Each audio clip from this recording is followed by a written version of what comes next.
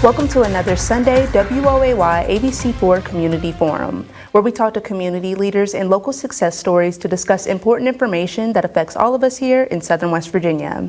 I'm your host, Brandy Lawrence, and today we're joined by another distinguished guest. Scott Miller, who is the Executive Director of the Just for Kids Advocacy Center, joins us this morning. Thanks so much for coming to the forum. Well, thanks for having me. Absolutely, and I think we've sat here before together and we talked about Just for Kids, but for the people that may not have caught that episode or is not familiar with Just for Kids, could you tell them about what you all do? Sure. Well, we work as a team with local law enforcement, child protective services, and the school system. And when they get a call on a child abuse case, they call us, and we have trained forensic interviewers that do a one-on-one interview with the child. If the child discloses abuse, we can offer the child and their family counseling.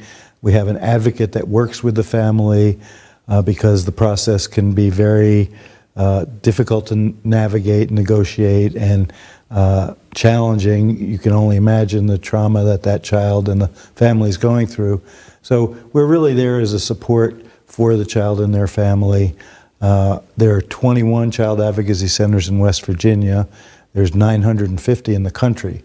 So this is a model that really makes a difference for the kids who've suffered abuse in their life. And we try and get to the children as quickly as we can. And the model has really shifted how children are affected, because 10 years, 15 years ago, the child might have been interviewed by 10 different people. And this is the hardest story they probably have ever had to tell. And now they just have to tell it to one person. And then somebody who's going to listen to them, believe them, and then help them through the process. So that's what we do. We have offices here in Oak Hill, and we have an office in Beckley. So we serve Fayette and Raleigh counties. And we see about 300 children a year, unfortunately. And about 80% of them do disclose some form of abuse. Most of the abuse is child sexual abuse, but we also see kids who've been physically abused, witnesses to violent crimes, so we're really there to work with the team to figure out how can we help this kid the best. Awesome. And I know that you all you have a kind of a headquarters or office in, well, you said Oak Hill and Beckley. Mm-hmm. So what has been, the impact that you've seen, from the Advocacy Center, and how has this, helped a lot of, kids in the area who've suffered like this? So I talked to lots of adults who were victims as children, and when they hear about the model, they're like, boy, I really wish there had been a child advocacy center when I was young. Because what used to happen is maybe the parent reports the abuse, something happens, but when families come in now, they think, well, we're going to get this guy, and it's going to happen tomorrow. But the unfortunate truth is it could take a year before anything happens. And nobody's talking to that family during that period of time. And you can only imagine what that must feel like to know that there's somebody out there who abused your kid, and the perception that nothing's being done. But with the Advocacy Center now, our advocates are in touch with that family weekly, every 2 weeks, whatever they need to hear, okay, here's what's happening. Law enforcement has gotten the phone from the perpetrator, and they're investigating what's on the phone. The law enforcement has been out and has found this guy, and now he's sitting in jail, but we have to wait till it can go to court. So they're getting information, they're being given the opportunity, if they have questions, what's happening. If it's the dad who is the perpetrator, maybe they have to find a new place to live. And before, there was nobody there, their family, friends, to help them. But now, we can say, okay, here are the organizations that can help you. Let's give you the support you need. So it's what I see, and why I've been doing this work now for 13 years, is that we do make a difference in so many of the kids' lives. I've worked in a lot of social justice work over the years, and this has been the most rewarding, because we don't help every child, of course, but I would say a high percentage of the children that come to us really benefit, not only individually through counseling that they receive, but just through the advocacy and support to move their life forward. Because this is a trauma that they will live with for the rest of their lives. But how to deal with that trauma, to move on with their lives, is something that the model really helps them with. And again, not every kid is helped, but a majority of the kids get really something positive out of it. And what I know, and because I talk to a lot of people, is that everybody wants to see good outcomes for kids. And law enforcement, when we first started, they were like, well, we interview kids, you don't need to do that. And CPS is like, well, we're in the homes all the time. Why do we need you to be doing the work that you're doing? But once they see how we're working as a team, we're working with them, we have people who are specifically trained to ask questions of kids that are hard to ask in a setting that's child-friendly, whereas if the child goes to the police station, they can be traumatized just by that, by seeing what's there. It's not a comfortable situation, but they come into both of our offices are our houses, they were homes, and in Beckley, we're in the old Ambrosia Inn. It's a beautiful house on 2 acres of land, and I see the children looking at this. Some of them see it as a castle, some see it as, wow, what a wonderful place. So their affect is so much more relaxed. They're able to tell their story in a gentler way. So that's what I see as how much benefit it is for the kids. And I really love how you brought up, the police and CPS and things like that, because, they do work to do that sort of thing, but at the same time, you all are offering them a more comfortable place to really open up and talk. Yeah, absolutely. I mean, we could not do this work without Child Protective Services and law enforcement. And as I said, as over the years, we've come to see the strengths that we each have. We couldn't do it without law enforcement. Hopefully they see that they can't do it without us. And that's what takes time to build that, and has been an exciting part of the work. And isn't true everywhere, but we're a more mature center, and the model really does work. Yeah, obviously so. You're here with us here, and we see a lot of what you all do in the community in terms of events and fundraisers and things to sort of spread awareness. I believe there was the shoe one. Yes, we had the shoe drive campaign, and that was wonderful. We also have, and it's coming up, the High Five drive.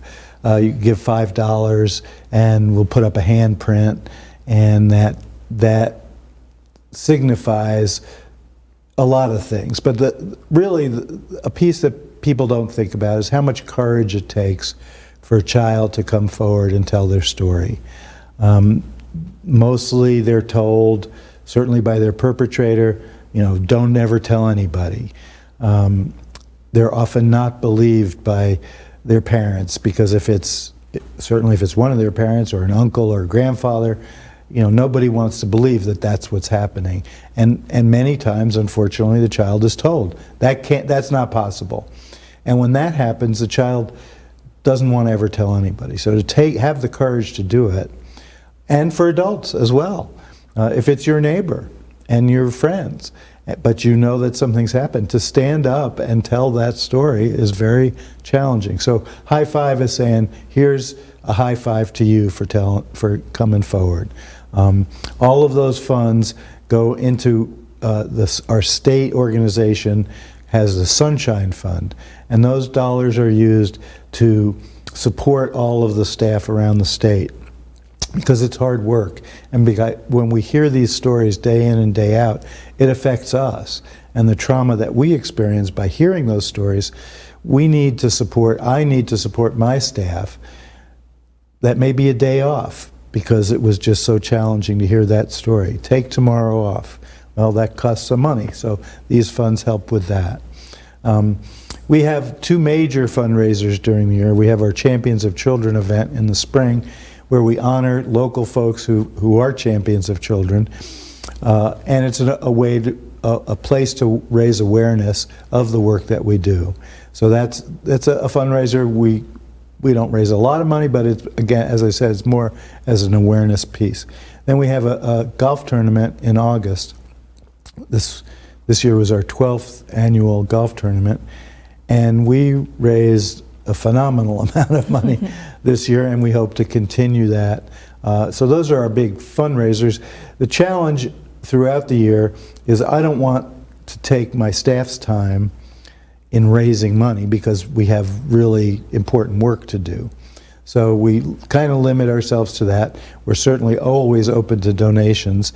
The interesting piece of this is that we, of all the organizations of Child Protective Services and law enforcement, we're the only ones that are not fully funded by federal and state dollars. So we have to raise close to $300,000 a year. We have a $600,000 budget, and so 300 of that comes from state and federal sources, but the rest of it has to come from local, community, statewide foundations, organizations, and individuals. So every dollar that we receive goes directly to support the work that we do.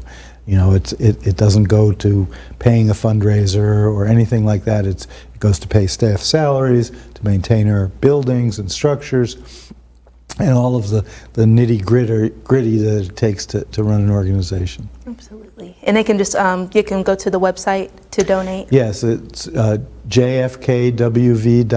It's pretty easy. We also have a Facebook page. And yes, and we have a place that you can donate online, or just come by and bring us a check. Absolutely. And we are about a minute or so out from our first break, but do you mind plugging, well, we just got the website, but if you mind plugging the phone number, just in case, you know, somebody has trouble finding you or Sure. somebody needs services. So our central number is 304-255-4834. And we have somebody there from 8:30 to 4:30 every day. Awesome. And this is Beckley and O'Keel? Yes. Awesome. All right, so guys, you got a check ready for Just for Kids, then you can send it Beckley or O'Keel and refer to that lower third once again to, you know, have the contact information to where you need to go. And you guys stay tuned for our next half. I'm going to speak more with Executive Director Scott Miller of Just for Kids about everything that Just for Kids has to offer.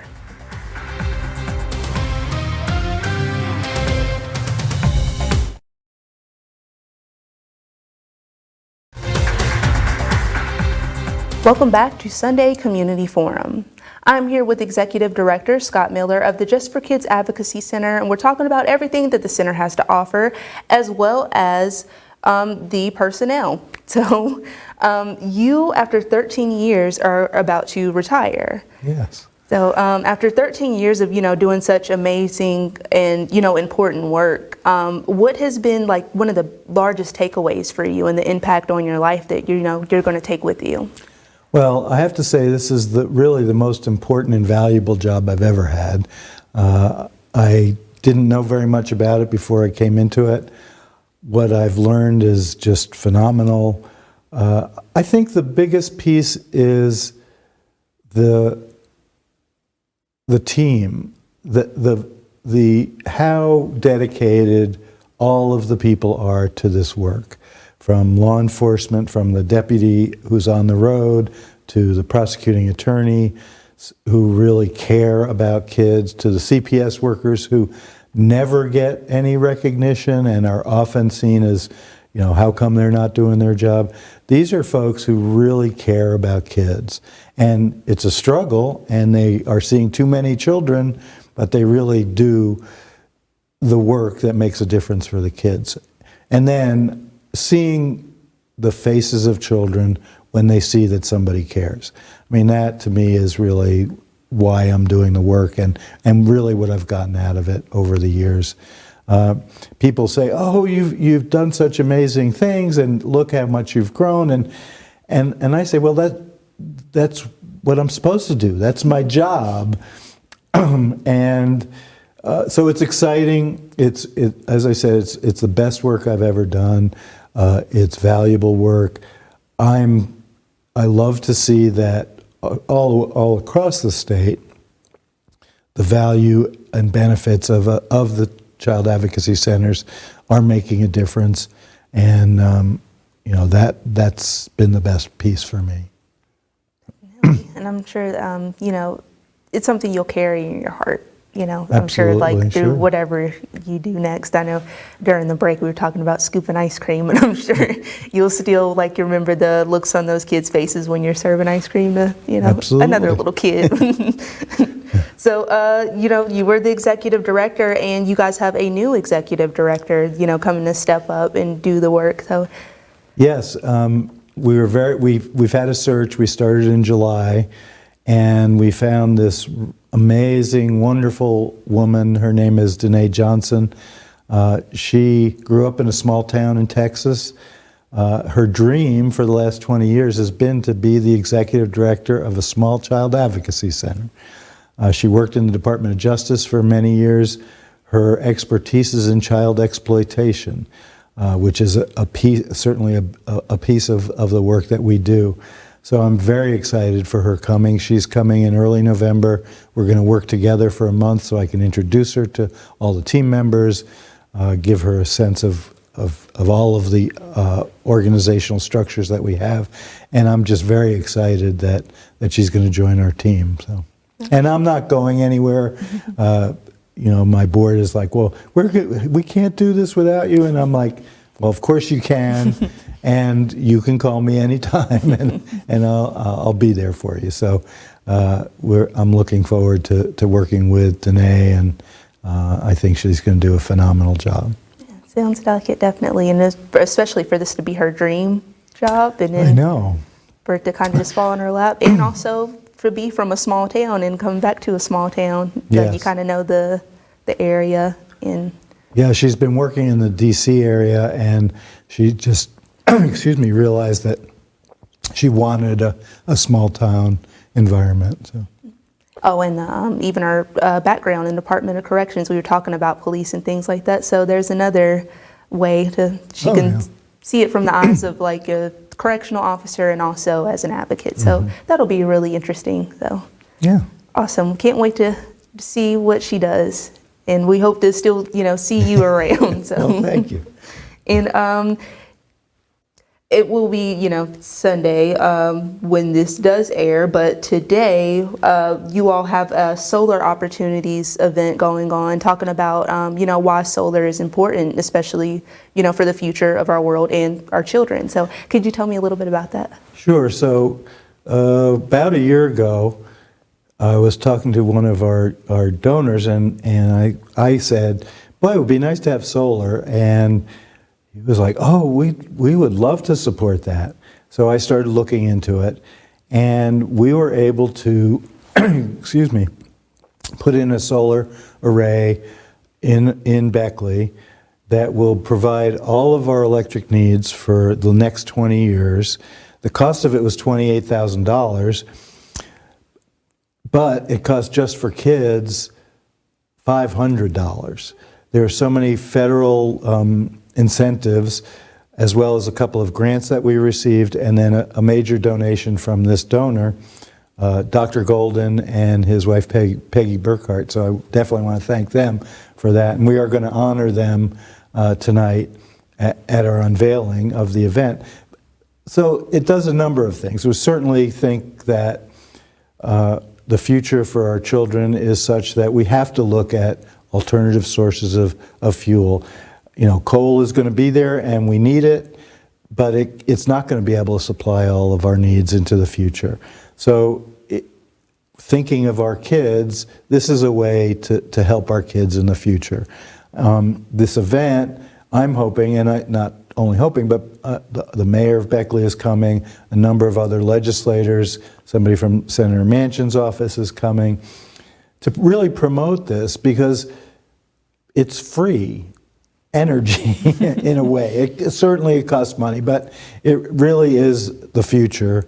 And there's so many small businesses, nonprofit organizations that really could benefit from it. And right now is the time to do it because of all of these incentives and grants that are available. So we'll have representatives from Solar Holler who built the system for us, and Appalachian Voices, which helped us get some of these other grants, to talk about how can you benefit from it in that way. But it's very exciting. I have an app on my computer that shows me how much electricity is being generated, and I look at it almost every day, and it says, oh, 5 kilowatts is being produced, and we're only using 2 kilowatts. And so it's really fascinating technology. I don't know very much about it, although all I know is that it is producing electricity for us, and I do see it as the future for our kids. It's right in the yard. It's next to our therapeutic play area. The children are seeing it, and I think it will be something that in the landscape for the future for our kids. Oh, that's really great. And this is kind of another way for you all to, further your mission of protecting kids Absolutely. and like our environment as well. And I know that us living in cold country, sometimes solar can be considered a bad word, but you're seeing the results in real time, like on an app on your computer, of how like it's beneficial to some people. And we've even seen some other businesses around here that have tapped into solar. So I'm really hoping with this event that you can encourage more people, and even just the solar panels being out at the advocacy center, the kids are like, well, what is that? And Right, exactly. you can kind of tell them like, hey, well, it's producing the electricity, and get them more into it too. So that's really awesome. And speaking of the Advocacy Center, one thing that I do love to ask during Community Forum is, do you all have any need for volunteers or any helpers? Well, that's always it's a question I often get asked, and there are some very specific areas that we need volunteers. One issue is confidentiality. So having other adults around when kids are there gets into some issues for us legally. So we don't have a huge need for volunteers. We're always looking for people who have expertise in data entry, in understanding computer systems. So for our IT help, we don't have an IT person on staff. So if there's somebody out there who's like loves to work on computers, we'd love to know about them. For bookkeeping, we do have a part-time bookkeeper, but she could always use help if somebody who has that expertise. But in terms of day-to-day, we're always looking for people who are interested in gardening. We do maintain 2 houses, and we try and keep them up. The exterior is nice. So if there's people who are interested in weeding and flowers, we'd love to have those sorts of volunteers, for sure. Oh, wow. That's really diverse. People with specialized skills can come and join in. So if you guys out there, any gardeners or data entry specialists or anybody that's good with numbers, like get in touch with Just for Kids Advocacy Center and see how you can do some good. So it's really awesome. It seems like a lot is dedicated to upkeeping, your system and your facilities. So make sure to call. And before you end up leaving, Just for Kids Advocacy Center, or actually even beyond that, because I'm sure this is something you'll carry in your heart. What would you love to see, the Advocacy Center do in the future, to expand? So one thing, and we're working on it hopefully in the spring, after moving into our house in Beckley, we started evaluating our Oak Hill facility, and it's an older home. And one issue we have is with sound. And so sometimes if somebody's working upstairs and we have an interview, there's creaking and it can affect the interview. So we're hoping to actually build an addition onto our house there. So that we're hoping to do in the spring, and we will have a little capital campaign to try and raise the funds for that. We did just get support from the Fayette County Commission, which will help us in working on that addition. So we're thankful for the County Commission for that. In terms of services for kids, our counseling is really an area. We have a full-time counselor. We're always can we expand that? Because especially with COVID, we see the need for mental health support for children, and we would like to expand that in some way in the future. We're not sure how, whether that's group sessions or more family interactions. So that's an area. And what I would say is that Dr. Johnson, who's coming in as the new director, I'm sure she will have some ideas about expansion and where she would want to go. Because what I see around the state is that we all have the basic mission and we have standards that we meet. So we're all doing basically the same work, but each center takes on a little bit of something different. And so I'm sure that Dr. Johnson will have some ideas of, where can we go locally in the community that's different than how I think, and I think that's a wonderful thing. Absolutely, it is. So thank you so much for joining us here at the forum once again, and congratulations on your retirement. We're sure to see you around, the working still with Just for Kids, and we're excited to meet the new director as well and see what she does next. Oh, before we go, do you mind plugging the contact information one more time? Sure. So our website is jfkwv.com. Our telephone number is 304-255-4834. Awesome. Thank you so much. And thank you guys for joining us for Community Forum. Be sure to tune in next week where we speak to another local success story about important things that are affecting us here in Southern West Virginia. And you guys have a happy Sunday.